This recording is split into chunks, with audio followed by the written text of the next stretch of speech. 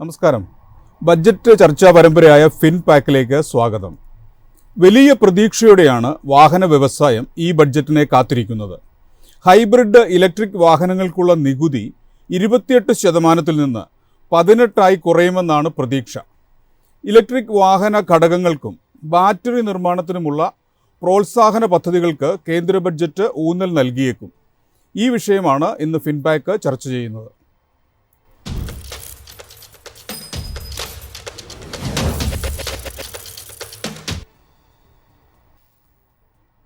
ഈ ചർച്ചയിൽ എന്നോടൊപ്പം ഓട്ടോമൊബൈൽ ജേർണലിസ്റ്റായ Baiju N Nair, automobile dealers association അംഗമായ Naveen Philip, electric vehicles owners കേരളയുടെ president Rejimon Anchal, Myfin research head Sooraj Nair എന്നിവർ. ആദ്യം Shri Baiju N Nair, automobile industry ഈ ബഡ്ജറ്റിൽ നിന്ന് പ്രതീക്ഷിക്കുന്നത് എന്താണ്?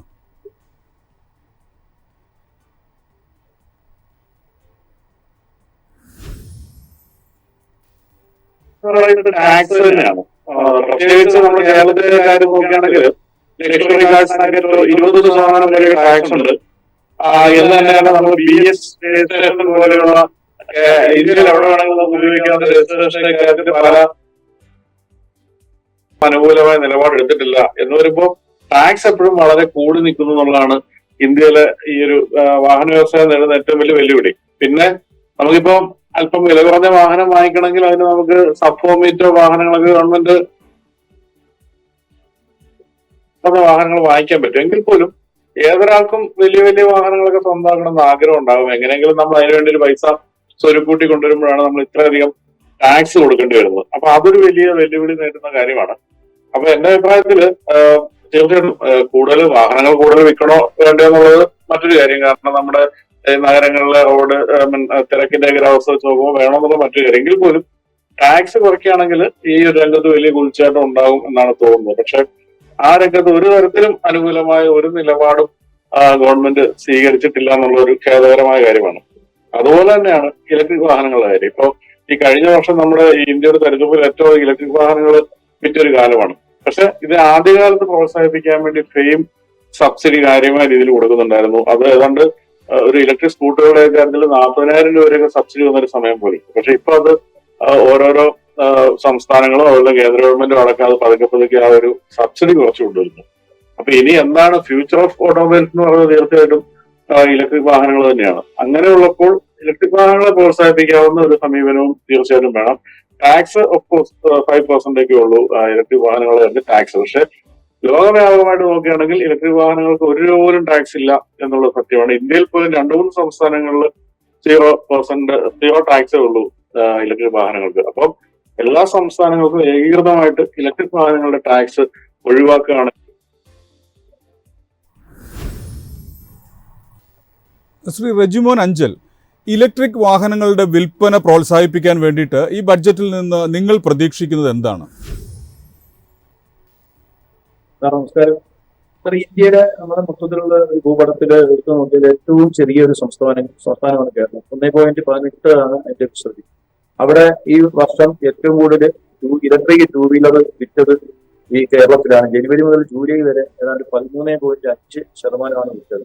ആ സ്ഥാനത്ത് തമിഴ്നാട്ടിലെ 7%, കർണാടകത്തില് 11.6%, മഹാരാഷ്ട്രയിൽ 10.6% ഇങ്ങനെ നീണ്ടു നിൽക്കുന്നു. അപ്പൊ ഏറ്റവും കൂടുതൽ EV-യുടെ കാര്യത്തില് കേരളമാണ് മുന്നിട്ട് നിൽക്കുന്നത്. ഈ ബജറ്റ് വീതം 2020 മുതൽ 2024 വരെ 2020 15,000 കോടിയും 2021 അത് 10,000 കോടിയായിട്ട് അവർ കുറച്ചു. 2022 26,000 കോടിയായിട്ട് കൂട്ടിയപ്പോൾ 2023 വീണ്ടും അത് 15,000 കോടിയായിട്ട് കുറച്ചു. 2024 അത് 20,000 കോടിയാക്കിയിട്ടുണ്ട്. ഇനി 2025 എന്താണെന്ന് നമുക്ക് കണ്ടറിയേണ്ടിയിരിക്കുന്നു. അതുകൊണ്ട് രാജ്യത്ത് ഗ്രീൻ എനർജിയെ പ്രോത്സാഹിപ്പിക്കുമ്പോൾ ഇലക്ട്രിക് വണ്ടിയുടെ സബ്സിഡി കേന്ദ്ര ഗവൺമെന്റ് വെട്ടിക്കുറയ്ക്കുന്നതിന് ഒരു വാർത്ത വന്നിട്ടുണ്ട്. അതുപോലെ കേരളത്തിലാണെങ്കിൽ LT10 എന്ന താരിഫ് കൊണ്ടുവന്നു കേരളത്തിൽ വലിയ പ്രോത്സാഹനം നടത്തിയതാണ് EV-യുടെ കാര്യത്തിൽ. എന്നാൽ ഇന്ന് EV-യെ പ്രൊമോട്ട് ചെയ്തത് അത് മാറ്റിമറിച്ചുകൊണ്ട് ആ താരിഫ് തന്നെ ഇല്ലാതാക്കി. വൈദ്യുതി ചാർജ് വളരെയേറെ വർദ്ധിപ്പിച്ചു. റെഗുലേറ്ററി കമ്മീഷൻ പല ജില്ലകളിലും കമ്മീഷൻ നടത്തിയിട്ട് അവിടെ നല്ല രീതിയിൽ തെളിവെടുപ്പ് നടത്തിയായിരുന്നു. തെളിവെടുപ്പ് നടത്തിയിട്ട് ആളുകളുടെ പ്രതികരണം 100% അതിന് പ്രതികൂലമായിരുന്നു. എന്നാൽ അവരെ എല്ലാം മണ്ടന്മാരായിക്കൊണ്ട് കറണ്ട് ചാർജ് ഇപ്പൊ ക്രമാതീതമായിട്ട് കൂടും. ഇത് കാരണം പ്രൈവറ്റ് ചാർജിങ് സ്റ്റേഷൻ ആയാലും ഫാസ്റ്റ് ചാർജിങ് ആയാലും വീട്ടിലുള്ള ചാർജിങ്ങിനായാലും അത് ചെയ്യാൻ പറ്റാത്തൊരവസ്ഥയിലേക്ക് പോയി. ഇപ്പൊ പലപ്പോഴും ഞങ്ങൾക്ക് ഏതാണ്ട് 7000-ൽ പുറത്ത് മെമ്പേഴ്സ് ഉണ്ട്. ഞങ്ങളുടെ ആളുകൾ തന്നെ ഞങ്ങളോട് പറയുന്നത് EV എടുത്തതുകൊണ്ട് യാതൊരു പ്രയോജനമില്ല. ഞങ്ങൾക്ക് ഏതാണ്ട് 41 ചാർജിങ് സ്റ്റേഷൻ ഉണ്ട് ഇവോക്കിന്. ഇപ്പൊ 2 വർക്ക് നടക്കുന്നു. പക്ഷേ യാതൊരുവിധ പ്രോത്സാഹനങ്ങളും പല സ്ഥലങ്ങളിൽ നിന്നും ഒരു സഹകരണം പോലും ACBയുടെ ഭാഗത്തു നിന്നും വരുന്നില്ല. അങ്ങനെ നമുക്ക് യഥാർത്ഥത്തിൽ ഈ ഗ്രീൻ എനർജിയെ പ്രോത്സാഹിപ്പിക്കണമെന്നുണ്ടെങ്കിൽ പിന്നെ കാർബൺ ഫ്രീ എനർജിയെ പ്രോത്സാഹിപ്പിക്കാൻ സോളാർ, വിൻഡ് മില്ല് പോലുള്ള ഇത് എടുക്കണം. അതിനെ പ്രോത്സാഹിപ്പിക്കാൻ PPA, power purchase agreement easy ആയിട്ട് കേരളത്തിൽ നടത്താനുള്ള ഒരു സംവിധാനം കൊണ്ടുവരണം. അപ്പോൾ പുറത്തുള്ള സ്റ്റേറ്റുകളിൽ നിന്ന് നമുക്ക് കറണ്ടിനെ കേരളത്തിലേക്ക് കൊണ്ടുവരാനും ഇവിടെ നല്ല രീതിയിൽ EVയെ പ്രൊമോട്ട് ചെയ്യാനും പറ്റും. ഇല്ലെങ്കിൽ ഇവർ ഈ വാക്കുകളിൽ മാത്രം ഒതുങ്ങി നിൽക്കുന്ന വെറുതെ ആളുകളെ പറ്റിക്കുന്ന ഒരു പരിപാടിയായിട്ടാണ് ഈ രണ്ട് ഗവൺമെന്റും ചെയ്യുന്നത്. കാരണം ഒരു റെജിമോനഞ്ചൽ, നിങ്ങൾ EV ഉടമകൾ നേരിടുന്ന ഏറ്റവും വലിയ പ്രതിസന്ധി എന്താണ്? ഞങ്ങൾ EV ഉടമകൾ നേരിടുന്നതെന്ന് പറഞ്ഞാൽ ഈ കറണ്ടിന്റെ പ്രശ്നമാണ്. അതായത് നമ്മൾ വീടുകളിൽ നേരത്തെ മാന്യമായിട്ട് ചാർജ് ചെയ്തുകൊണ്ടിരുന്ന സമയത്ത് അവർ പെട്ടെന്ന് തന്നെ അത് ചാർജ് താരിഫ് കൂട്ടിയിട്ട് രാത്രി സമയങ്ങളിൽ ഒരു താരിഫ്, അതുപോലെ തന്നെ സോളാറിനെ വലിയ രീതിയിൽ പ്രൊമോട്ട് ചെയ്യുന്നെന്ന് പറയും. ഞങ്ങൾ ഏതാണ്ട് 70% ആളുകളും വീടുകളിൽ സോളാർ വെച്ചിട്ടാണ് ഞങ്ങൾ EV ഉപയോഗിക്കുന്നത്. ഇപ്പോൾ ഒരു ഇത് വന്നിരിക്കുന്നത്, നമ്മൾ എടുക്കുന്ന നമ്മൾ ഉപയോഗിക്കുന്ന കറണ്ടിന്റെ പൈസ ACBക്ക് കൊടുത്തുകൊണ്ട് നമ്മൾ വിൽക്കുന്ന കറണ്ട് സോളാറിന് അവരൊരു ചെറിയ വില ഇടുന്നു. പിന്നെ നമ്മൾ ഈ ലക്ഷക്കണക്കിന് രൂപ മുടക്കി സോളാർ വെച്ചിട്ട് എന്ത് നേട്ടമാണുള്ളത്? നമുക്ക് എന്ത് പ്രയോജനമാണ്? അപ്പം ഒരുപാട് പേര് EVയെ ഇവിടുത്തെ ഗ്രീൻ എനർജി എന്നും പറഞ്ഞു, അല്ലെങ്കിൽ ഇവിടുത്തെ പൊല്യൂഷനെ എല്ലാം കൺട്രോൾ ചെയ്ത് കേരളത്തിൽ നല്ല രീതിയിൽ, ഇന്ത്യയിൽ നല്ല രീതിയിൽ കൊണ്ടുപോകണമെന്ന് ഇവർ പറയുമ്പോഴും ഇവിടെ ഒരു പ്രോത്സാഹനങ്ങളും കൊടുക്കുന്നില്ല. അതാണ് ഏറ്റവും വലിയ ബുദ്ധിമുട്ടുള്ള കാര്യം. വ്യക്തമാണ്. ശ്രീ സൂരജ് നായർ, ബഡ്ജറ്റിൽ ഓട്ടോമൊബൈൽ സെക്ടറിന് വേണ്ടിയിട്ട് പ്രത്യേക പ്രഖ്യാപനങ്ങൾ ഉണ്ടാകുകയും ഇലക്ട്രിക് വാഹനങ്ങളെ പ്രോത്സാഹിപ്പിക്കുന്ന നടപടി ഉണ്ടാകുകയൊക്കെ ചെയ്യാനുള്ള സാധ്യതകൾ നിലനിൽക്കുന്നുണ്ട്. ഇലക്ട്രിക് വാഹനങ്ങൾ ഉൾപ്പെടെയുള്ള ഓട്ടോമൊബൈൽ സെക്ടറിൻ്റെ ഓഹരി വിപണിയിലെ നിലവിലുള്ള പെർഫോമൻസ് എങ്ങനെയാണ്? നമ്മുടെ പാനലിൽ ഒരുമാതിരി എല്ലാ ആവശ്യങ്ങളും നമ്മൾ ഡിസ്കസ് ചെയ്യും. മെയിൻ ലൈൻ പോയിന്റ് ആയിട്ടുള്ള എന്തൊക്കെയാണ് വെഹിക്കിൾ സെഗ്മെന്റിനോ അല്ലെങ്കിൽ ഒരു ട്രാൻസ്പോർട്ടേഷൻ സെഗ്മെന്റിനോ അല്ലെങ്കിൽ വെഹിക്കിൾ മാനുഫാക്ചറിങ്ങിനോ വേണ്ടതെന്നുള്ളതൊക്കെ ഡിസ്കസ് ചെയ്യും. ബട്ട് നമ്മൾ ചില കാര്യങ്ങൾ ഡിസ്കസ് ചെയ്യാതെ പോകുന്നുണ്ട്. ഒന്നാമത്തെ കാര്യം, ഇന്ത്യൻ ഓട്ടോമൊബൈൽ സെക്ടർ എന്ന് പറഞ്ഞാൽ വേൾഡിലെ 3rd ലാർജസ്റ്റ് ആണ്. അതൊരു സിഗ്നിഫിക്കൻറ്റ് ട്രാൻസ്ഫോർമേഷനിൽ കൂടെ പോയിക്കൊണ്ടിരിക്കുന്ന കാലമാണ്. അതായത് ഒരു വെഹിക്കിൾ എന്ന് പറയുന്നത് ഒരു മെക്കാനിക്കൽ പ്രോഡക്റ്റ് നിന്ന് മാറി ഏതാണ്ട് ഒരു ഡിജിറ്റൽ ഇലക്ട്രിക്കൽ പ്രോഡക്റ്റായിട്ട് മാറുന്ന ഒരു കാലഘട്ടത്തിലേക്ക് പോകുമ്പോൾ തീർച്ചയായിട്ടും നമ്മൾ പണ്ടൊക്കെ വെറും ഒരു ഓട്ടോമൊബൈൽ മാനുഫാക്ചറിങ് എന്നുള്ള രീതിയിൽ മാത്രമേ നമ്മൾ സംസാരിച്ചിട്ടുള്ളൂ. ഇന്ന് ഇലക്ട്രിക് വെഹിക്കിൾസിൻ്റെയും എനർജി എക്കോസിസ്റ്റത്തിൻ്റെയൊക്കെ കാര്യങ്ങൾ നമ്മൾ സംസാരിച്ചുകൊണ്ടിരിക്കുന്നു എന്നുള്ളത് ഒരു വാസ്തവം തന്നെയാണ്. നമ്മൾ എപ്പോഴും ഇതിൻ്റെ GST റിഡക്ഷൻ അങ്ങനത്തെ കാര്യങ്ങളൊക്കെ നമ്മൾ ഒരുപാട് ഡിസ്കസ് ചെയ്യുമെങ്കിൽ ഇന്ന് ഇമ്പോർട്ടൻ്റ് ആയിട്ടുള്ളൊരു factor stock market point of വ്യൂവിൽ ഞാൻ കാണുന്നതെന്ന് വെച്ചാൽ, നമ്മളിപ്പോഴും ബാറ്ററിയുടെ കാര്യങ്ങൾക്കൊക്കെ നമ്മളിപ്പോൾ ചൈനയിൽ നിന്ന് ഇമ്പോർട്ട് ചെയ്യുന്ന, അതായത് എന്താ പറയുക, ഒരു ലിത്തിയം ബാറ്ററീസ് നമ്മൾ അവിടെ നിന്ന് ഇമ്പോർട്ട് ചെയ്യുന്ന ഒരു സ്ഥിതിവിശേഷമാണ് നമുക്കുള്ളത്. നമുക്ക് എങ്ങനെയാണ് ഈ ക്രിട്ടിക്കൽ മിനറൽസിന് ഒരു സെക്യൂരിറ്റി കിട്ടുക? അതായത് പല കാര്യങ്ങൾക്കും ചൈനയാണ് ഇതിൻ്റെ മുൻപന്തിയിൽ നിൽക്കുന്നത്, റൈറ്റ്? അപ്പോൾ നമ്മൾ ഈ പറയുന്ന റെയർ എർത്തുകൾ, ക്രിട്ടിക്കൽ മിനറൽസ് സെക്യൂർ ചെയ്യുക എന്നുള്ളത് വളരെ ഇമ്പോർട്ടൻ്റ് ആയിട്ടുള്ള ഫാക്ടറാണ്. ഇപ്പോൾ കൊബാൾട്ട്, നിക്കൽ, ലിത്തിയം, ഇതേപോലെയുള്ള ഗാലിയം, ഇതേപോലത്തെ മിനറൽസ് നമുക്ക് സെക്യൂർ ചെയ്യണം. അത് വളരെ ഇമ്പോർട്ടൻ്റ് ആയിട്ടുള്ള ഒരു കാര്യമാണ്. പിന്നെ എന്തെങ്കിലും ഹൈഡ്രജൻ ഫ്യൂവൽ റിസർച്ചിന് ഒരു ഇൻസെൻറ്റീവ്സ് കൊണ്ടുവരിക, അതിനുള്ള സ്റ്റാർട്ടപ്സിന് വേണ്ടിയിട്ട് സബ്സിഡി കൊടുക്കുക, അതിന് എക്സിസ്റ്റിംഗ് ആയിട്ടുള്ള വെഹിക്കിൾ മാനുഫാക്ചേഴ്സിനും അതിനുള്ള ഇമ്പോർട്ടൻസ് കൊടുക്കുക.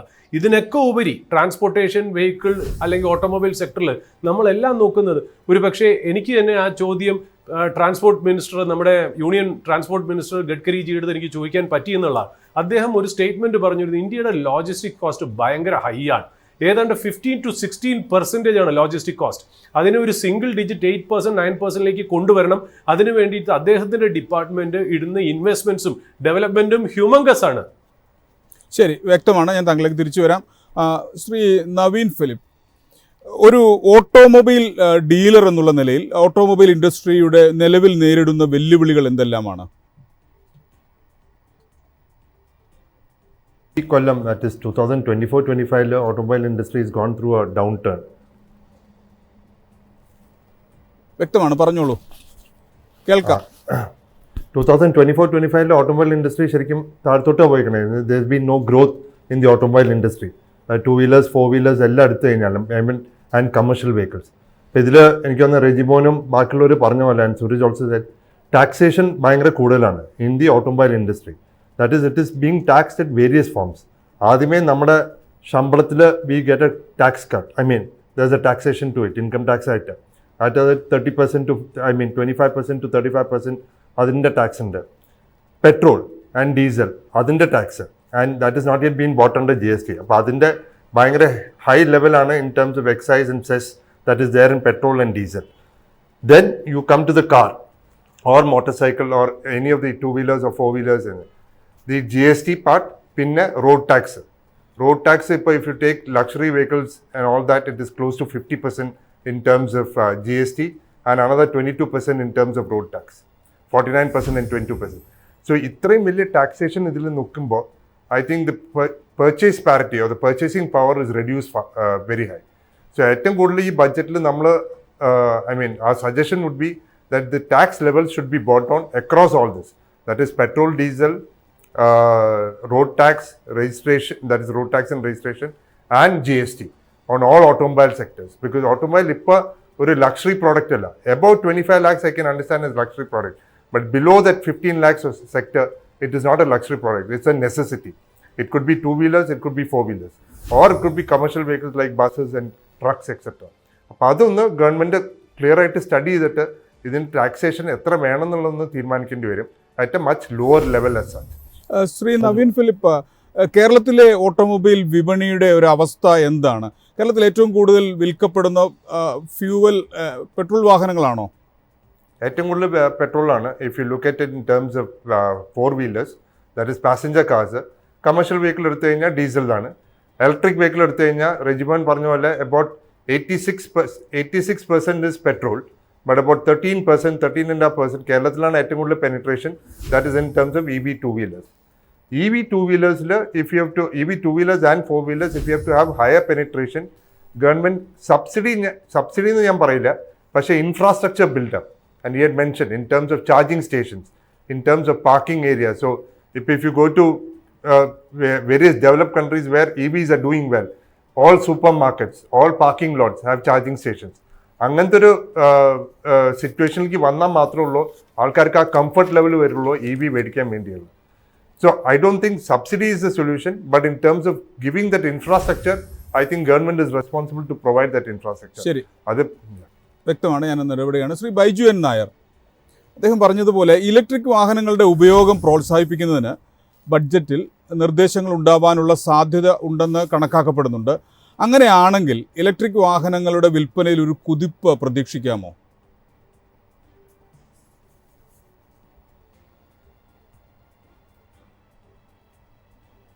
തീർച്ചയായിട്ടും കുറിച്ച് പ്രതീക്ഷിക്കാം. പക്ഷെ എനിക്ക് തോന്നുന്നത് നമ്മുടെ ഗവൺമെന്റുകൾ, അത് ഏത് ഗവൺമെന്റ് ആയാലും കേന്ദ്രമായാലും സംസ്ഥാനമായാലും, എപ്പോഴും നമ്മളിൽ നിന്ന് കൂടുതൽ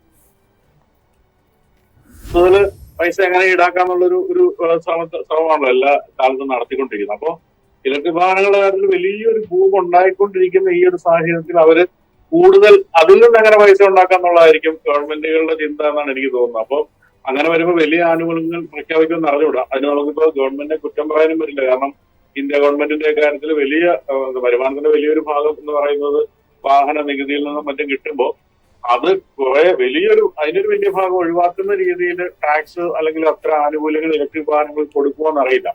ഇപ്പൊ വലിയ വലിയ പ്ലെയേഴ്സ് എല്ലാം ഇതിലേക്ക് വന്നു കഴിഞ്ഞു. ടാറ്റ ആയാലും മഹീന്ദ്ര ആയാലും അതുപോലെ ഇപ്പം കിയ, ഹ്യുണ്ടായി എല്ലാവരും വന്നു കഴിഞ്ഞു. ഇനിയിപ്പോ ടെസ്ല വരാൻ പോകുന്നു. പിന്നെ ചൈനയിലെ കമ്പനികൾ വന്നു. കൂടാതെ വിയറ്റ്നാമിലെ ഏറ്റവും വലിയ ഇലക്ട്രിക് വാഹന നിർമ്മാണ കമ്പനി വിൻഫാസ്റ്റ് തൂത്തുക്കുടിയിലെ പ്ലാന്റ് പണിതുകൊണ്ടിരിക്കുന്നു. അങ്ങനെയൊക്കെ വരുമ്പോൾ ഒരു വലിയ ബൂമാണ് വരുന്നത്. ആ വലിയ ബൂമിൽ നിന്ന് എങ്ങനെ പൈസ ഉണ്ടാക്കാമെന്നാണോ അതോ അതെങ്ങനെ ജനങ്ങൾക്ക് ഗുണകരമായിട്ട് അനുകൂലമായിട്ട് ജനങ്ങൾക്ക് കാര്യങ്ങൾ ചെയ്തു കൊടുക്കണമെന്നാണോ ഗവൺമെന്റ് തീരുമാനിക്കുന്നത് വളരെ ഇമ്പോർട്ടന്റ് ആണ്. അതുകൊണ്ട് തന്നെ ഈ ഒരു ബജറ്റ് എന്ന് പറയുന്നത് ആ കാര്യത്തിൽ നിർണായകമായ ഒരു ബജറ്റ് തന്നെയായിരിക്കും. കാരണം ഈ വർഷമാണ് 2005 ആണ് ഏറ്റവും കൂടുതൽ ഇലക്ട്രിക് വാഹനങ്ങൾ ഈ ചരിത്രത്തിൽ ഏറ്റവും കൂടുതൽ വിൽക്കാൻ സാധ്യത എന്നാണ് ഓട്ടോമൊബൈൽ മാനുഫാക്ചേഴ്സ് പറയുന്നത്.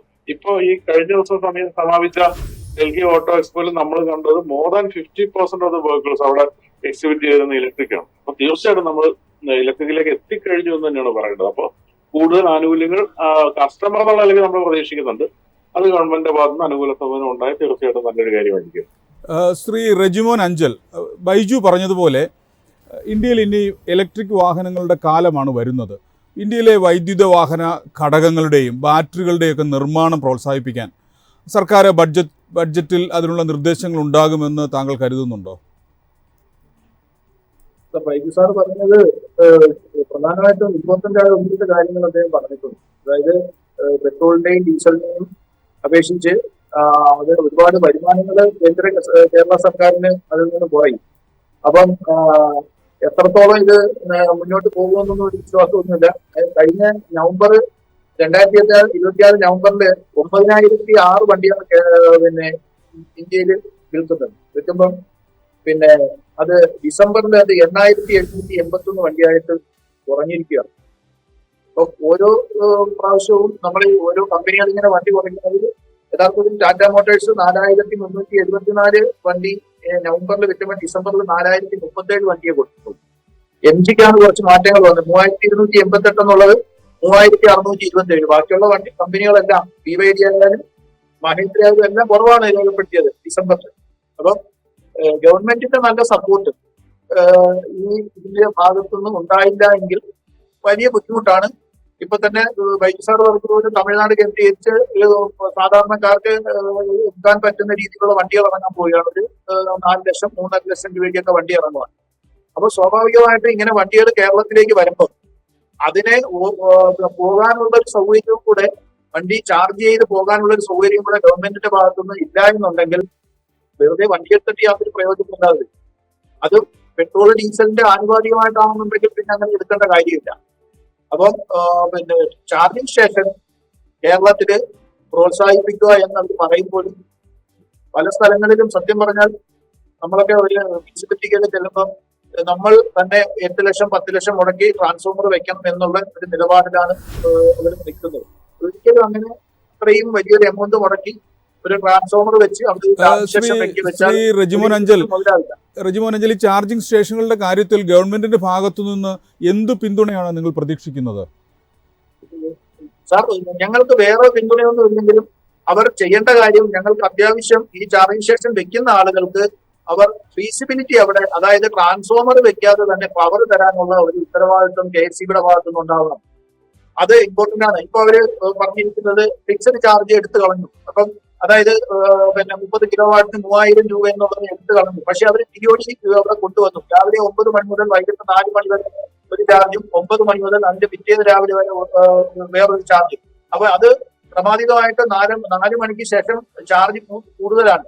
അങ്ങനെ വരുമ്പോൾ ആ സമയത്ത് വണ്ടി ഓടിക്കുന്ന ആളിന് പെട്രോളിന്റെയും ഡീസലിന്റെയും വില കണക്ക് കൂട്ടുമ്പോൾ ഇതേപോലെ ആ വിലയ്ക്ക് അനുസരിച്ച് ചാർജ് ചെയ്ത് പോകാൻ പറ്റുന്ന ഒരു അവസ്ഥ വരുവാണ്.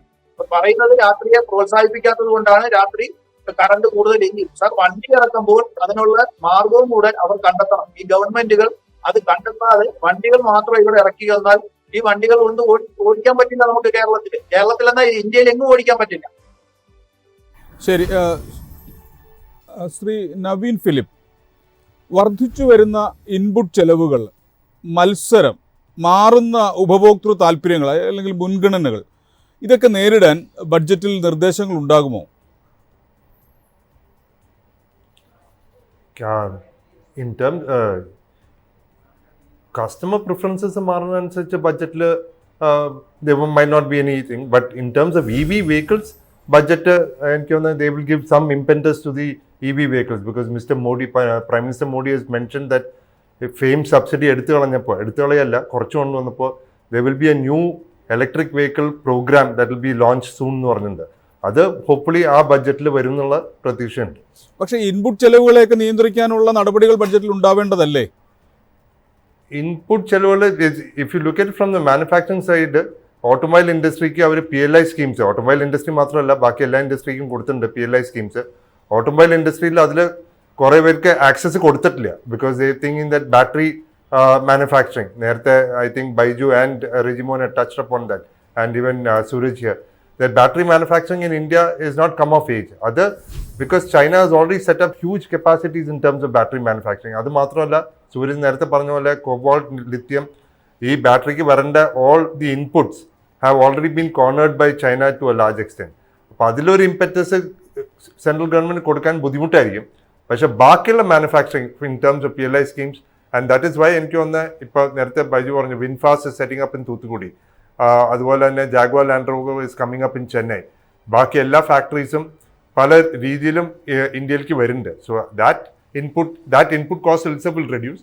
പിന്നെ ലോജിസ്റ്റിക്സ് കോസ്റ്റ്, ഓട്ടോമൊബൈൽ ഇൻഡസ്ട്രിയിൽ ഇൻപുട്ട് കോസ്റ്റ്, ഇൻപുട്ട് അല്ല, കസ്റ്റമറിന് ഏറ്റവും വരുന്ന cost is the logistic cost, transportation of all these vehicles across A country. ഇപ്പോൾ മാരുതിയുടെ ഫാക്ടറി ഗുജറാത്തിലും ഗുജറാത്തിലും മാനസാറിലുള്ളത്, അവിടുന്ന് സൗത്ത് ഇന്ത്യയിലേക്ക് വരുന്നത് there is a cost to it. ആ ലോജിസ്റ്റിക് കോസ്റ്റ് ഇപ്പോൾ 15-16% ആണെങ്കിൽ if it can be reduced to about 7-8%, അത് തന്നെ it's a huge saving for both the manufacturer and for the consumer. ഇതിൻ്റെ ഒരു GST കട്ട് താങ്കൾ പ്രതീക്ഷിക്കുന്നുണ്ടോ? 28% നിന്ന് 18% കുറയ്ക്കുമെന്നുള്ള ഒരു പ്രതീക്ഷ നിലനിൽക്കുന്നുണ്ട്. ആഗ്രഹമുണ്ട്, പ്രതീക്ഷയില്ല. ശരി. ശ്രീ സൂരജ് നായർ, ഓട്ടോമൊബൈൽ ഇൻഡസ്ട്രിയുമായിട്ട് ബന്ധപ്പെട്ട അനുബന്ധ വ്യവസായങ്ങളിൽ വരാവുന്ന മാറ്റങ്ങൾ എങ്ങനെയാണ് ഓഹരി വിപണിയെ ബാധിക്കുക? നമ്മൾ ഈ സ്റ്റോക്സും സ്റ്റോക്ക് മാർക്കറ്റിലേക്കും ഇതിന് അനുബന്ധമായിട്ട് വരുന്നതിന് മുമ്പേ നമുക്ക് വേറൊരു കാര്യം ഒന്ന് പറഞ്ഞു പോകണം. കാര്യം എന്ന് വെച്ചാൽ ഈ ഓട്ടോമൊബൈൽ വളരെ ഇൻട്രസ്റ്റിംഗ് ആയിട്ടുള്ള ഒരു സബ്ജക്റ്റാണ്. നമ്മളിപ്പോൾ ഒരുപാട് കാര്യങ്ങൾ ഡിസ്കസ് ചെയ്തതിൽ തന്നെ ഇത് ഗവൺമെൻറ്റിൻ്റെ പ്രിമൈസസിൽ പുറത്ത് കിടക്കുന്ന ഒരുപാട് കാര്യങ്ങളിലാണ് നമ്മൾ സംസാരിച്ചത്. കാര്യം ഇപ്പോൾ GSTയുടെ കാര്യം ഒരിക്കലും എനിക്ക് തോന്നുന്നു ഒരു സെൻട്രൽ ഗവൺമെൻറ് GSTയുടെ കാര്യത്തിൽ ഒന്നും ചെയ്യാൻ പറ്റില്ല, ഈ ബഡ്ജറ്റിലും ഉണ്ടാവുമെന്ന് എനിക്ക് തോന്നുന്നില്ല. കാര്യം GST എന്ന് പറയുന്നത് ബഡ്ജറ്റിൻ്റെ പുറത്തായി കഴിഞ്ഞു, ആ മാൻഡേറ്റിന് പുറത്തായി കഴിഞ്ഞു. അത് GST കൗൺസിലും സ്റ്റേറ്റ്സും കൂടെ ഡിസ്കസ് ചെയ്യേണ്ട ഒരു കാര്യമാണ്. അപ്പോൾ അത് തന്നെ നമുക്ക് മാറ്റിവെക്കാം. രണ്ടാമത് കൺസ്യൂമർ ലോൺസ്, ഓട്ടോമൊബൈൽ ലോൺസിലേക്കുള്ള കാര്യത്തിലാണെങ്കിലും അതിലും ഒരു RBI ആണ് ഡിസിഷൻ എടുക്കേണ്ടത്. കാര്യം ഇൻട്രസ്റ്റ് റേറ്റ് വളരെ ഹൈ ആണ്, അതുകൊണ്ട് തന്നെയാണ് ലോജിസ്റ്റിക് കോസ്റ്റും ഹൈ ആയിട്ട് നിൽക്കുന്നത്. നമ്മൾ മൂന്നാമതൊരു കാര്യം പറഞ്ഞത് നമ്മളൊരു സബ്സിഡിയോ എന്തെങ്കിലും സപ്പോർട്ട് ഇലക്ട്രിക് ചാർജിങ് സ്റ്റേഷന് KSEB കൊടുക്കണം എന്നാണ്. KSEB ഒരിക്കലും സെൻട്രൽ ഗവൺമെന്റിന്റെ പ്രിമൈസസിൽ വന്നിട്ടില്ല, സ്റ്റേറ്റ് ഗവൺമെന്റ് രീതിയിലാണ്. അപ്പോൾ ഒരുപാട് എക്സ്റ്റേണൽ ഫാക്ടേഴ്സ് ആണ് നമ്മൾ ഈ സംസാരിച്ചുകൊണ്ടിരിക്കുന്നത്. മേ ബി ബഡ്ജറ്റിലേക്ക് ഇത് ഇംപ്ലിമെന്റ് ആയി വരണം എന്നില്ല. പക്ഷേ നമ്മൾ നേരത്തെ സംസാരിച്ച പോലെ, നവീൻ സാറും സംസാരിച്ച പോലെ, ഈ critical minerals and rare earth's വളരെ ഇമ്പോർട്ടൻ്റ് ആയിട്ടുള്ള ഒരു കാര്യമാണ്. അത് സെക്യൂർ ചെയ്യാം. നമ്മുടെ നാട്ടിൽ ചിലപ്പോൾ ഇത് നാച്ചുറൽ റിസോഴ്സ് ആയിട്ട് ഇല്ലായിരിക്കാം, പക്ഷേ നമ്മുടെ വലിയ കമ്പനികളായ, നമ്മൾ പറയുന്നത് പൊളിറ്റിക്കലായിട്ട് നോക്കാതെ പറയണമെങ്കിൽ അംബാനിയുടെ കമ്പനിയും അഡാനിയുടെ കമ്പനിക്കും ഒക്കെ പുറത്തോട്ട് പോയി ഈ ലാൻഡ് മൈൻസോ അല്ലെങ്കിൽ മിനറൽ എക്സ്ട്രാക്ടിങ് കൺട്രീസിൽ ഒരു ടേക്ക് ഓവർ ചെയ്യാനായിട്ടുള്ള ഫെസിലിറ്റേഷൻ നമ്മുടെ ഗവൺമെന്റ് ചെയ്തു കൊടുക്കുകയാണെങ്കിൽ തീർച്ചയായിട്ടും കുറേയൊക്കെ നമുക്കത് സെക്യൂർ ചെയ്യാൻ പറ്റും. നമുക്ക് സ്വന്തമായിട്ടില്ലെങ്കിൽ നമുക്കൊരു മെർജറും അക്യൂസിഷനും ഒക്കെ നടത്താവുന്നതാണ്. ആ കാര്യത്തിൽ സെൻട്രൽ ഗവൺമെന്റ് ഇൻവോൾവ് ചെയ്യാനുള്ള കാര്യങ്ങൾ വളരെ കൂടുതലാണ്. പിന്നെ ജെയിംസ് ചോദിച്ച ചോദ്യങ്ങൾക്ക് ഓരോന്നായിട്ട് ഉത്തരം പറയുകയാണെങ്കിൽ തീർച്ചയായിട്ടും സ്റ്റോക്ക് മാർക്കറ്റിൽ ഇതൊരു വളരെ ബെനിഫിഷ്യൽ ആയിട്ടുള്ള ഒരു കാര്യമാണ്. അതിന് ഈ പറയുന്ന പോലെ എന്ത് പാസഞ്ചർ വെഹിക്കിൾ വരുന്നെങ്കിലും നമ്മുടെ ടോപ്പ് ലെയർ കമ്പനീസായ Tata Motors, Maruti Suzuki, Hyundai, M&M ഇവരൊക്കെ ആയിരിക്കും ബെനിഫിഷ്യറീസ്. കമേഴ്സ്യൽ ആണെങ്കിൽ അതേപോലെ തന്നെ ടാറ്റ മോട്ടോഴ്സ് എഗെയിൻ വരും, ഫോഴ്സ് മോട്ടോഴ്സ് വരും, അശോക് ലേലാൻഡ് വരും, SML ഇസൂസു വരും. പിന്നെ ഈ ഒലക്ട്ര ഗ്രീൻ ടെക് എന്നൊക്കെ പറഞ്ഞ് പുതിയ എന്താ പറയുക EV ഡിപ്പാർട്ട്മെന്റിൽ പുതിയ കമേഴ്സ്യൽ വെഹിക്കിൾസ് വന്നിട്ടുണ്ട്. പിന്നെ നമുക്കറിയാം 2 വീലേഴ്സ് ഓല ഒരു പ്യുവർ പ്ലേ ആണ്. റത്തൻ ഇന്ത്യ റിവോൾട്ട് എന്ന് പറയുന്ന ബ്രാൻഡിൽ അവർ വളരെ പോപ്പുലർ ആയിട്ട് നിൽക്കുന്നു. ബാറ്ററി സെഗ്മെന്റിൽ അമർ രാജ ബാറ്ററി, എക്സൈഡിനൊക്കെ ഒരു ബെനിഫിഷ്യൽ ആയിരിക്കും. EV ചാർജിങ് സ്റ്റേഷൻസ് അത് കൂടുതലും MNC കമ്പനീസ് ആണ്. സീമെൻസ്, ABB, ഷ്നൈഡർ ഇതൊക്കെയാണ്, ഹിറ്റാച്ചി ഇവരൊക്കെയാണ് അതിനകത്ത് ബെനിഫിഷ്യൽ ആയിട്ട് വരിക. ബാറ്ററിയിൽ അമർ രാജ നമ്മൾ നേരത്തെ പറഞ്ഞു, ടയേഴ്സിൽ MRF, അപ്പോളോ, JK ടയേഴ്സ്. പിന്നെ ഓഫ് റോഡ് ടയേഴ്സ് ഉണ്ട്. ഈ ബാലകൃഷ്ണ ഇൻഡസ്ട്രി, സിയറ്റ് ഇപ്പോൾ അടുത്ത കാലത്ത് ഒരുപാട് അക്യൂസേഷൻ നടത്തി മുന്നോട്ട് പോവുകയാണ്. പിന്നെ തീർച്ചയായിട്ടും പറയാതെ പോകാൻ പറ്റില്ല, നമ്മുടെ ഒരു കേരള ബേസ്ഡ് കമ്പനിയും നമ്മുടെ അഭിമാനവുമാണ് ഡീലേഴ്സ്. ആ ഒരു ഇന്റർമീഡിയറ്റ് എന്ന നിലയിൽ പോപ്പുലർ വെഹിക്കിൾസ് നമുക്കൊരു ഇമ്പോർട്ടൻറ്റ് സ്റ്റോക്കായി മാറുന്നു. പിന്നെ ഓട്ടോ ആൻസിലറി ആയ MNCs ഉള്ള ബോഷ്, ZF കമേഴ്സ്യൽ, പിന്നെ ഇന്ത്യൻ കമ്പനീസായ യൂനോമിൻഡ, അതുൽ, ഗ്ലാസ് സപ്ലൈസ് ആയ അസാഹി, സോഫ്റ്റ്വെയർ ടെക്നോളജി കമ്പനീസ് ഉണ്ട്. അതായത് ടാറ്റ ടെക്നോളജീസ്, KPIT ടെക്, അതേപോലെ ടാറ്റ LXE ഇതൊക്കെ ടെക് രീതിയിൽ ഡെവലപ്പ് ചെയ്ത് വരുന്നതാണ്. വെഹിക്കിൾ ഫിനാൻസ് കമ്പനീസ് ഉണ്ട്. ഇപ്പോൾ കമേഴ്സ്യൽ വെഹിക്കിൾ കൊടുക്കുന്ന ശ്രീറാം ഫിനാൻസ്. പിന്നെ ലോജിസ്റ്റിക്സ് കമ്പനി TC, അതിനനുബന്ധമായിട്ടുള്ള TCI, TC express, Gati, Allcargo, gateway Distriparks, Snowman logistics. ഇങ്ങനെ പല സെക്ടറിൽ ഒരു വൈഡ് വെറൈറ്റിയിൽ ഡയറക്റ്റ് ആയിട്ടും ഇൻഡയറക്റ്റ് ആയിട്ടും ബെനിഫിഷ്യൽ ആയിട്ട് വരാവുന്ന ഇൻഡസ്ട്രിയാണ് ഓട്ടോമൊബൈൽ. ശരി ശരി. ശ്രീ ബൈജു N. നായർ, റെജിമോൻ അഞ്ചൽ സൂചിപ്പിച്ചതുപോലെ EVയെക്കുറിച്ച് നമ്മൾ പറഞ്ഞു വരുമ്പോൾ ചാർജിങ് സ്റ്റേഷനുകൾ ഒരു പ്രധാന വെല്ലുവിളിയാണ്. കേരളത്തിലെ പല സ്ഥലങ്ങളിലും ചാർജിങ് സ്റ്റേഷനുകളില്ല. ഇതിന് ബഡ്ജറ്റിൽ ഫണ്ട് അനുവദിക്കാനുള്ള സാധ്യതയുണ്ടോ?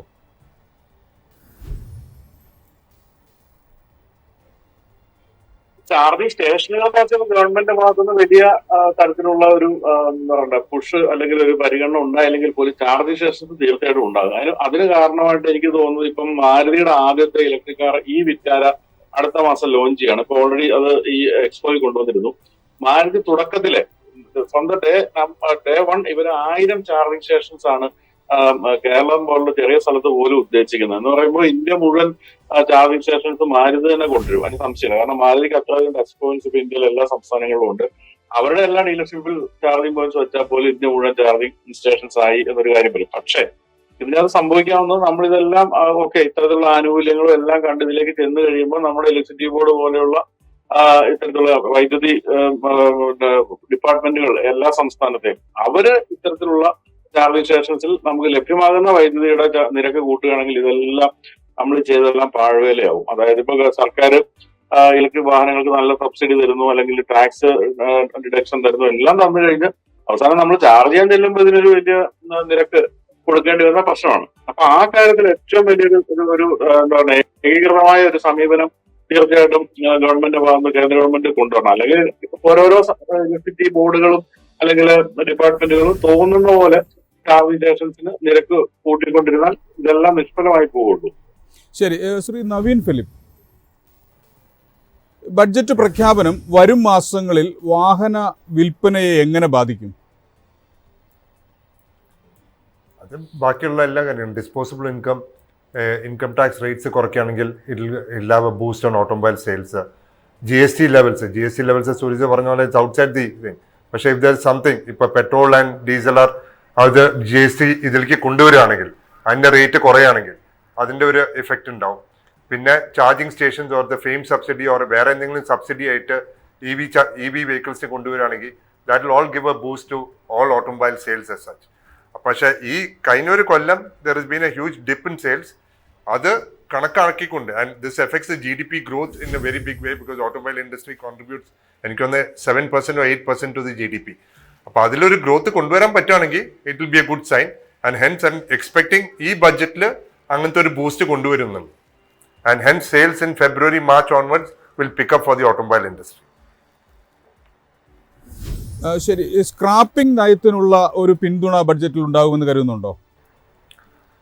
സ്ക്രാപ്പിംഗ് കഴിഞ്ഞ ഒരു 2-3 കൊല്ലമായിട്ട് ഗവൺമെന്റ് സംസാരിച്ചുകൊണ്ടിരിക്കുന്നുണ്ട്. പക്ഷെ അതിനൊരു മേജർ ഇമ്പറ്റസ് ഇതുവരെ വന്നിട്ടില്ല. അത് മാത്രമല്ല ഈ സ്ക്രാപ്പിംഗ് ഇതിലേക്ക് കൊണ്ടുപോകുമ്പോൾ ഈച്ച് ലോക്കൽ RTOയിൽ അത് ഫുള്ളായിട്ട് ഇംപ്ലിമെന്റ് ചെയ്ത് വന്നിട്ടുമില്ല. അപ്പോൾ അത് so we have to take care of all legs of that scrapping.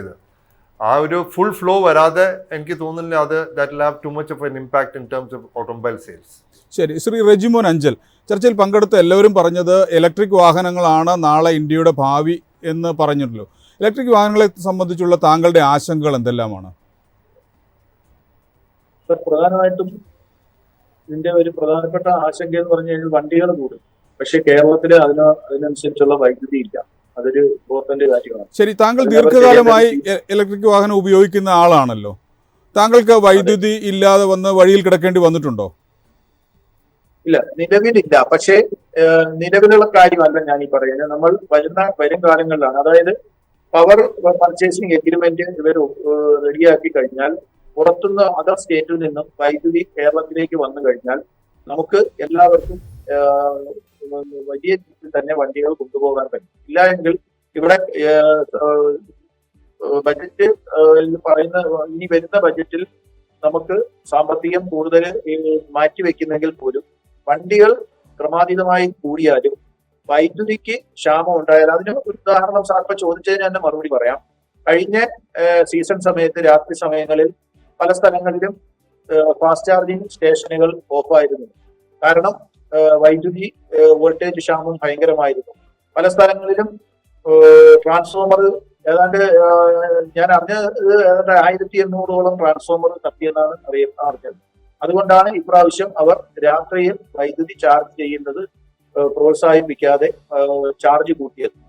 സാധാരണ ഒരു വണ്ടി എടുത്താൽ കൂടുതലും ആളുകൾ സ്ലോ ചാർജാണ് ചെയ്യുന്നത്. സാർ രാവിലെ എല്ലാം ഓട്ടം കഴിഞ്ഞിട്ട് വന്ന് വീട്ടിൽ രാത്രി വണ്ടി കുത്തിയിടുന്നതിന് പകരം പകല് വണ്ടി കുത്തിയിട്ട് 8 മണിക്കൂറും 16 മണിക്കൂറും കുത്തിയിട്ടിട്ട് എങ്ങനെ യാത്ര ചെയ്യാൻ പറ്റും? ഇതൊക്കെ നമ്മൾ ചിന്തിക്കേണ്ട വിഷയമാണ്. കാരണം വണ്ടിയുള്ള ഒരാളെന്ന നിലയിൽ അതിന്റെ ആശങ്കയാണ് ഞാൻ പറയുന്നത്. പകല് നമ്മുടെ ആവശ്യങ്ങൾക്ക് പോകാനാണ് വണ്ടി, ആ സമയങ്ങളിൽ ഫാസ്റ്റ് ചാർജ് ചെയ്യാം. പക്ഷെ രാത്രി വന്ന് വീട്ടിൽ വന്ന് രാത്രി കഴിഞ്ഞ ഇതിൽ KCBയിലെ ഓഫീസറും ഉൾപ്പെടെ യൂട്യൂബിലും സോഷ്യൽ മീഡിയ വഴി എല്ലാം പ്രചരിപ്പിച്ചു, നിങ്ങൾ രാത്രി കഴിയുന്നതും ചാർജ് ചെയ്യരുത്. പിന്നെ എപ്പോഴാണ് ചാർജ് ചെയ്യേണ്ടത്? ശരി, എന്തിനാണ് വണ്ടി എടുക്കുന്നത്? ശരി, താങ്കളിലേക്ക് മടങ്ങി വരാം. ശ്രീ ബൈജു എൻ നായർ, ഹൈബ്രിഡ് വാഹനങ്ങളുടെ ഉപയോഗം പ്രോത്സാഹിപ്പിക്കുന്നതിന് ബഡ്ജറ്റിൽ നടപടികൾ ഉണ്ടാകുമോ? എനിക്ക് തോന്നുന്നത് ഈ ഹൈബ്രിഡ് വാഹനങ്ങളുടെ കാര്യത്തിൽ എത്ര കുറച്ചാലും അതിന് വാഹനങ്ങളുടെ വില ഒരു പരിധിക്കപ്പുറത്തേക്ക് കുറയില്ല. കാരണം ഹൈബ്രിഡ് ടെക്നോളജി എന്ന് പറയുന്നത് ഒരു ഇത്തിരി കോസ്റ്റ്ലി ഉള്ള ടെക്നോളജിയാണ്. അതുകൊണ്ടാണ് വളരെ ചെറിയ വാഹനങ്ങളിൽ ഈ സ്ട്രോങ് ഹൈബ്രിഡ് എന്ന് പറയുന്ന ടെക്നോളജി വരാത്തത്. ഇപ്പൊ നമ്മുടെ നാട്ടിൽ നോക്കുകയാണെങ്കിൽ 22 ലക്ഷം രൂപയ്ക്ക് മുകളിലേക്ക് ഉള്ളൂ സ്ട്രോങ് ഹൈബ്രിഡ് വാഹനങ്ങൾ. അതായത് നല്ല മൈലേജ് തരുന്ന ഇലക്ട്രിക് മോട്ടറും അതുപോലെ നമ്മുടെ പെട്രോൾ മോട്ടറുകളും ഒരുമിച്ച് പ്രവർത്തിക്കുന്ന വാഹനങ്ങൾ എന്ന് പറയുന്നതിന്റെ വില തുടങ്ങുന്നത് 22 ലക്ഷം രൂപയിലാണ്. അപ്പൊ അതിലൊരു 10% ടാക്സ് കുറച്ചുകൊണ്ട് അത് വലിയ കാര്യമൊന്നും ഉണ്ടാകാൻ പോകുന്നില്ല. തന്നെയല്ല, അത്തരത്തിലുള്ള വാഹനങ്ങളാണ് ഫ്യൂച്ചർ എന്ന് ഒരു വാഹന നിർമ്മാണ കമ്പനിയും കരുതുന്നില്ല. കാരണം ഞാൻ ഈ പറഞ്ഞത് തന്നെയാണ്, ആ കോസ്റ്റ്ലി ആയിട്ടുള്ള ഒരു ടെക്നോളജിയാണത്. അപ്പൊ അതുകൊണ്ട് വളരെ ചെറിയൊരു ശതമാനം, ഇപ്പം മാരുതിയുടെയോ അല്ലെങ്കിൽ ടൊയോട്ടയുടെയോ 2-3 മോഡലുകളാണ് ഇപ്പൊ സ്ട്രോങ് ഹൈബ്രിഡ് അല്ലെങ്കിൽ ക്യാമറി പോലുള്ള മോഡലൊക്കെ ഉള്ളൂ. അപ്പൊ അതിനുവേണ്ടി മാത്രമായിട്ട് 10% കുറച്ചുകൊണ്ട് വലിയ പ്രയോജനം ഉണ്ടാകുമെന്ന് എനിക്ക് തോന്നുന്നില്ല. അത് കാര്യമായി കണക്കിലെടുക്കേണ്ട ഒരു വിഷയമേ അല്ലെന്നാണ് എനിക്ക് തോന്നുന്നത്. നായർ, എന്താണ് താങ്കളുടെ ചോയ്സ്, ഹൈബ്രിഡോ ഇലക്ട്രിക്കോ? പുതിയതായി വാഹനം വാങ്ങാൻ ഉദ്ദേശിക്കുന്നവർക്ക് താങ്കൾ സജസ്റ്റ് ചെയ്യുന്നത് എന്താണ്?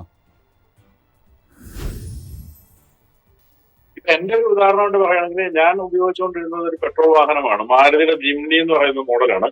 അത് ഞാൻ സിറ്റിയിലാണ്, എന്റെ ഡ്രൈവ് അധികം എറണാകുളം സിറ്റിയിലാണ്. ഞാൻ സ്ഥിരമായിട്ട് അത് ഓടിക്കുമ്പോൾ എനിക്ക് എങ്ങനെയായാലും മാസം ഒരു 25,000 to 30,000 റുപ്പീസ് എനിക്ക് പെട്രോളിനാകുന്നുണ്ടായിരുന്നു. അപ്പോഴാണ് ഞാനൊരു 6 മാസം മുമ്പ് ഞാൻ കോമറ്റ് എന്ന MG കോമറ്റ് എന്ന് പറഞ്ഞ വളരെ ചെറിയ സിറ്റി കാർ വാങ്ങിച്ചത്. 10,59,000 രൂപ ഓൺ റോഡിന് ഞാനത് വാങ്ങിച്ചിട്ട് ഞാൻ പിന്നീട് സിറ്റിയിൽ മുഴുവൻ ഞാനിപ്പോ അതാ ഓടിക്കുന്നത്. അങ്ങനെ ഓടിക്കുമ്പോൾ എനിക്ക് എന്റെ വീട് സോളാർ കൂടെ ഉണ്ട്, അതുകൊണ്ട് തന്നെ എനിക്ക് 1 രൂപ പോലും ചെലവില്ല. അങ്ങനെ എനിക്ക് തോന്നുന്നു ഒരു 5 മാസം കൊണ്ട് എങ്ങനെയായാലും ഞാൻ 1,15 ലക്ഷം രൂപയെങ്കിലും ലാഭിച്ചിട്ടുണ്ടെന്നുള്ളതാണ്. അപ്പൊ അതുകൊണ്ട് തന്നെ എന്റെ അഭിപ്രായത്തിൽ ഇലക്ട്രിക് വാഹനങ്ങൾ തീർച്ചയായിട്ടും വാങ്ങിക്കാവുന്ന ഒരു സമയമാണിത്. തന്നെയല്ല, നമ്മളിപ്പം പുതിയ കുറെ ഇന്റഗ്രേറ്റഡ് ആപ്പുകളൊക്കെ ഉണ്ട്. അതായത് ഇന്ത്യയിൽ എവിടെയൊക്കെയാണ് ചാർജിങ് സ്റ്റേഷൻസ് ഉള്ളത്, അതിൽ വർക്ക് ചെയ്യാത്ത ഏതെങ്കിലും ഉണ്ടോ, അല്ലെങ്കിൽ അത് എൻഗേജഡ് ആയിട്ടുള്ളതുണ്ടോ, അങ്ങനെയൊക്കെ ധാരാളം എല്ലാ കാര്യങ്ങളും കാണിച്ചു തരുന്ന ആപ്പുകളൊക്കെ ഉണ്ട്. അപ്പം ഒരു 350-400 കിലോമീറ്റർ റേഞ്ചുള്ള, ഞാൻ സിറ്റി വാഹനം അല്ല ഉദ്ദേശിക്കുന്നത്, സിറ്റിക്ക് വെളിയിലേക്ക് നിങ്ങൾ സ്ഥിരമായി ഓടിക്കുന്ന ആളാണെങ്കിൽ 350-400 കിലോമീറ്റർ റേഞ്ച് കിട്ടുന്ന ഒരു വാഹനം വാങ്ങിച്ചാൽ നിങ്ങൾക്ക് കൊച്ചിയിൽ നിന്നും ലഡാക്ക് വരെ ഓടിച്ചു പോകാൻ ഒരു ബുദ്ധിമുട്ടും ഇല്ലാത്തൊരു കാലമാണിത്. അപ്പൊ അതിന് ഞാൻ നേരത്തെ പറഞ്ഞ കാര്യമേ ഉള്ളൂ, ഓരോ സംസ്ഥാനങ്ങളിലെ നിരക്ക് വർദ്ധിച്ചുകൊണ്ടിരുന്ന പ്രയോജനം ഇല്ലാതായി പോകും. അല്ലെങ്കിൽ തീർച്ചയായിട്ടും ഇലക്ട്രിക് വാഹനങ്ങൾ വാങ്ങിക്കാവുന്ന സമയമാണ്. പിന്നെ ഇപ്പം MGയുടെ ഏറ്റവും പുതിയ വാഹനം വിൻസ വന്നപ്പോൾ അവർ കൊടുക്കുന്ന ലൈഫ് ടൈം വാറന്റിയാണ് ബാറ്ററിക്ക് എന്ന് പറഞ്ഞാൽ ഒരു തലവേദന ഇല്ല എന്നുള്ളൊരു കാര്യം. പിന്നെ സർവീസ് കോസ്റ്റ് എന്ന് പറയുന്നത് ഏറ്റവും കൂടുതൽ വരാവുന്നത് അതിന്റെ ബ്രേക്ക് പാഡ് തേഞ്ഞു പോവുക അല്ലെങ്കിൽ ടയർ തേഞ്ഞു പോവുക കാര്യങ്ങളല്ല, അതൊന്നും ഇല്ലല്ലോ. അല്ലാതെ ഓയിൽ ചേഞ്ച് പോലെ കാര്യങ്ങളൊന്നുമില്ല. ഇപ്പൊ എന്റെ വാഹനം ആദ്യത്തെ ഫസ്റ്റ് സർവീസിൽ 152 രൂപയാണ് ആയത്, കോമറ്റിന് 152 രൂപ. അതാണ് അതിന്റെ ഒരു ഏകദേശം ഒരു സർവീസ് കോസ്റ്റ് എന്ന് പറയുമ്പോൾ തീർച്ചയായിട്ടും ഇലക്ട്രിക് വാഹനം വാങ്ങിക്കാവുന്ന കാലമായി തന്നെയാണ് ഞാൻ വിശ്വസിക്കുന്നത്. ശ്രീ ബൈജു എൻ നായർ, ഡ്രൈവർമാരില്ലാത്ത കാറുകളുടെ കാലമാണ് വരാനിരിക്കുന്നത്. ഇത്തരം സാങ്കേതികമായ മാറ്റങ്ങൾ ഉൾക്കൊള്ളാൻ ഇന്ത്യയിലെ ഓട്ടോമൊബൈൽ മേഖല തയ്യാറായിട്ടുണ്ടോ? അതില് ഇപ്പം ഞാൻ എപ്പോഴും പറയുന്ന ഒരു കാര്യമാണ്, അതായത് ഇപ്പൊ അഡാസ് ഫീച്ചേഴ്സ് എന്ന് പറയുന്നത്, അതായത് ഓട്ടോമേറ്റഡ് ഡ്രൈവർ അസിസ്റ്റൻസ് എന്ന് പറയുന്ന കാര്യങ്ങൾ ധാരാളം ഇപ്പോഴത്തെ പുതിയ വാഹനങ്ങൾ വരുന്നുണ്ട്. അതിൽ ഏറ്റവും പ്രധാനപ്പെട്ട ഒരു കാര്യം, അല്ലെങ്കിൽ ഏറ്റവും അധികം നമുക്ക് പ്രയോജനമുള്ള കാര്യം എന്ന് പറയുന്നത് എമർജൻസി ബ്രേക്കിംഗ് ആണ്. അതായത് ഡ്രൈവർ അലേർട്ട് ഒരു ഏതെങ്കിലും ഒരു ഒബ്സ്റ്റക്കിൾ അല്ലെങ്കിൽ ഒരു തടസ്സം വന്നു കഴിഞ്ഞാൽ നമ്മൾ അലേർട്ട് അല്ലെങ്കിൽ വാഹനം സ്വയം ബ്രേക്ക് ചെയ്യുന്ന സംവിധാനമാണത്. അതാണ് ഇപ്പൊ ഇന്ത്യയിൽ ഏറ്റവും കൂടുതൽ അപകടം ഉണ്ടായിക്കൊണ്ടിരിക്കുന്നതാണ് എനിക്ക് ബോധ്യപ്പെട്ടത്. ഞാനിത് അഡാസ് ഫീച്ചേഴ്സ് ഉള്ള വാഹനമുള്ള ആരോട് ചോദിച്ചാൽ അവർ പറയുന്നത് അയ്യോ എനിക്കും സംഭവിച്ചു, ഞാൻ അറിയാതെ വാഹനം ബ്രേക്ക് ഇട്ടു, പിന്നിൽ വന്ന വാഹനം ഇടിച്ചു, അങ്ങനെയൊക്കെ പറയുന്ന ഇഷ്ടം പോലെ ആൾക്കാരുണ്ട്. അതായത് അതൊന്നും നമ്മുടെ റോഡിന് ചേരുന്ന കാര്യമേ ഇല്ല. ഇപ്പം ഞാൻ ആദ്യമായി ഒരു 2-2.5 വർഷം മുമ്പ് US വെച്ചിട്ടാണ് ടോട്ടലി ഡ്രൈവർ ഇല്ലാത്തൊരു വാഹനത്തിൽ സഞ്ചരിച്ചത്, ഒരു രാത്രിയിൽ സാൻ ഫ്രാൻസിസ്കോയില്. അതൊന്നും നമുക്ക് ഒരു പേടിയും വരില്ല, കാരണം എല്ലാ ആളുകളും ട്രാഫിക് കൃത്യമായി പാലിച്ച് ഓടിക്കുന്ന നമുക്ക് ഒരു പേടിയും വരില്ല. അതുകൊണ്ട് തന്നെ എമർജൻസി ബ്രേക്ക് എന്നൊക്കെ പറയുന്നത് അവിടെ വളരെ വളരെ യൂസ്ഫുൾ ആണ്. പക്ഷെ ഏത് സ്ഥലത്ത് നിന്ന് എങ്ങനെയും പട്ടിയോ പൂച്ചയോ കാളവണ്ടിയോ മനുഷ്യനോ ബൈക്കോ എന്ത് കയറി വരാവുന്ന സാഹചര്യത്തിൽ എമർജൻസി ബ്രേക്കിംഗ് എന്ന് പറയുന്നത് വളരെ അപകടം പിടിച്ചൊരു കാര്യമായിട്ട് എനിക്ക് തോന്നിയിട്ടുണ്ട്. നമ്മൾ വിചാരിക്കാത്ത സമയത്ത് വണ്ടി ബ്രേക്ക് ചെയ്യും, പിന്നിൽ നിന്നും മറ്റു വണ്ടികൾ ഇടിക്കുകയും ചെയ്യുന്നു എന്നുള്ളതാണ് അതിന് സംഭവിക്കുന്ന ഒരു കാര്യം. പക്ഷെ നമുക്ക് പ്രയോജനമുള്ള ചില കാര്യങ്ങൾ ഇത്തരത്തിലുള്ള AI ബാക്ക്ഡ് ആയിട്ടുള്ള ചില ഫീച്ചേഴ്സ് ഉണ്ട്. ഒന്ന് നമുക്കിപ്പം പറയുന്നത് ക്രൂയിസ് കൺട്രോളിന്റെ കാര്യത്തിൽ ഇപ്പൊ ഏറ്റവും പുതുതായിട്ട് വന്നിരിക്കുന്ന അഡാപ്റ്റ് ഫീച്ചേഴ്സിൽ വരുന്ന ക്രൂയിസ് കൺട്രോൾ നമുക്ക് പതുക്കെ ആ ഒരു മോഡിലേക്ക് വാഹനം ഇട്ട് കഴിഞ്ഞാൽ വാഹനം ഓടിക്കൊണ്ടിരിക്കും. ഇടയ്ക്ക് മുന്നിൽ വാഹനം പോകുമ്പോൾ അത് പതുക്കെ സ്ലോ ചെയ്യുന്നു, ബ്രേക്ക് ചെയ്യുമ്പോൾ പതുക്കെ ബ്രേക്ക് ചെയ്യുന്നു. അത് വളരെ വലിയ ട്രാഫിക് ഉള്ള സ്ഥലത്താണ് അത് ഏറ്റവും യൂസ്ഫുൾ ആയിട്ടുള്ളത്. അപ്പം അഡാപ്റ്റീവ് ക്രൂയിസ് കൺട്രോൾ എന്ന് പറയുന്ന ആ കാര്യം പിന്നെ ലൈൻ ട്രാഫിക് ഉള്ള സ്ഥലത്ത് ലൈൻ ചേഞ്ചിൽ വരുമ്പോൾ മാറ്റങ്ങൾ വരുമ്പോൾ നമുക്ക് പെട്ടെന്ന് മാറ്റാൻ പറ്റുന്ന കാര്യം. ലൈൻ ചേഞ്ച് നമ്മൾ ഇൻഡിക്കേറ്റർ ചേഞ്ച് ചെയ്യുകയാണെങ്കിൽ വാഹനം അലേർട്ട് ചെയ്യുന്ന കാര്യങ്ങൾ. പിന്നെ ഫാറ്റിക് ഡിറ്റക്ഷൻ എന്ന് പറയുന്നത് നമുക്കൊരു ക്ഷീണം വന്നു കഴിഞ്ഞാൽ വാഹനം അത് മനസ്സിലാക്കി പെരുമാറുന്നത്. അങ്ങനെയുള്ള കുറെ കാര്യങ്ങൾ തീർച്ചയായിട്ടും യൂസ്ഫുൾ ആണ്. പക്ഷെ അല്ലാതെയുള്ള ഓട്ടോണമസ് ഡ്രൈവിംഗിന്റെ പല കാര്യങ്ങളും ഇന്ത്യയിലെ ട്രാഫിക് കൾച്ചറും ഇന്ത്യയിലെ റോഡുകളിലെ തിരക്കുകളും വെച്ച് ഒട്ടും യൂസ്ഫുൾ അല്ലെന്നാണ് എനിക്ക് തോന്നിയിരിക്കുന്നത്. അപകടം പിടിച്ചതുമാണെന്ന് തോന്നിയിട്ടുണ്ട്. ശരി, ഞാൻ ഇടപെടുകയാണ്. നമ്മുടെ സമയം ഏതാണ്ട് പൂർണ്ണമായിരിക്കുകയാണ്. ഓട്ടോമൊബൈൽ വ്യവസായത്തിൻ്റെ ഭാവി രൂപപ്പെടുത്തുന്നതിൽ പൊതു സ്വകാര്യ പങ്കാളിത്തത്തിൻ്റെ നിർണായകമായ പങ്ക്, സുസ്ഥിര രീതികൾ, ഉയർന്നു വരുന്ന സാങ്കേതിക വിദ്യകളുടെ സംയോജനം എന്നിവയെല്ലാം ചർച്ചയിൽ പങ്കെടുത്ത നമ്മുടെ പാനലിസ്റ്റുകൾ ചൂണ്ടിക്കാണിച്ചിട്ടുണ്ട്. വളർച്ചയെ നയിക്കാനും തൊഴിലവസരങ്ങൾ സൃഷ്ടിക്കാനും പാരിസ്ഥിതിക ആശങ്കകൾ പരിഹരിക്കാനുമുള്ള നിർദ്ദേശങ്ങൾ ബഡ്ജറ്റിൽ ഉണ്ടാകുമോ? അതിന് ഏതാനും ദിവസങ്ങൾ കൂടി കാത്തിരിക്കേണ്ടി വരും. ചർച്ചയിൽ പങ്കെടുത്ത ബൈജു എൻ നായർ, നവീൻ ഫിലിപ്പ്, റെജിമോൻ അഞ്ചൽ, സൂരജ് നായർ, നന്ദി. മറ്റൊരു വിഷയവുമായി തിങ്കളാഴ്ച കാണാം. നമസ്കാരം.